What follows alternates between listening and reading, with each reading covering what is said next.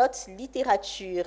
Miala Touré Kifolo est à la retraite après avoir exercé en tant que sage-femme en Côte d'Ivoire. À 60 ans, elle retrace son parcours semé d'embûches dans un livre intitulé La princesse Tagbanan de Bromakoté, un livre écrit par notre confrère Pierre Tebeu. Le livre a été dédicacé devant amis et connaissances et aussi nos reporters Philippe Zabo et Richard Akeki. 2 chapitres résument la princesse Tagbana de Bromakoté. Le chapitre 5, où elle décrit le quartier précaire qu'est Bromakoté. Un quartier décrit comme une jungle où beaucoup de personnes ont sombré dans la drogue, la prostitution, l'alcool et d'autres ont fini dans des gangs.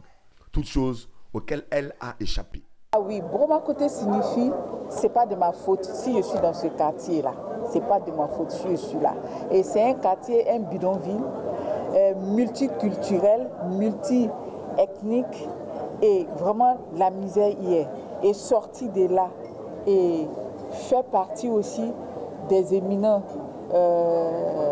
cadres dans ce pays, vraiment il fallait que je montre aux gens que la pauvreté, ce n'est pas une fatalité et qu'on peut en sortir.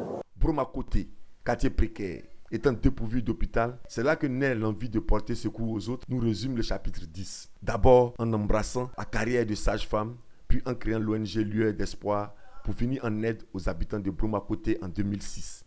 Alors, vous voyez, quand vous vivez dans un bas quartier et que vous voyez ce qui se passe et ça vous donne de faire sortir ceux qui y sont restés. Et c'est comme ça que aimer son prochain, donner de l'amour, donner de l'affection m'est venu de m'occuper de ces enfants à besoins particuliers qui n'ont pas de répondant en tant que tels, qui sont laissés pour compte, où les parents, chaque jour, dans leur quotidien, tirent le diable par la queue pour qu'on puisse quand même leur donner un petit espoir. Et vraiment, j'y tiens.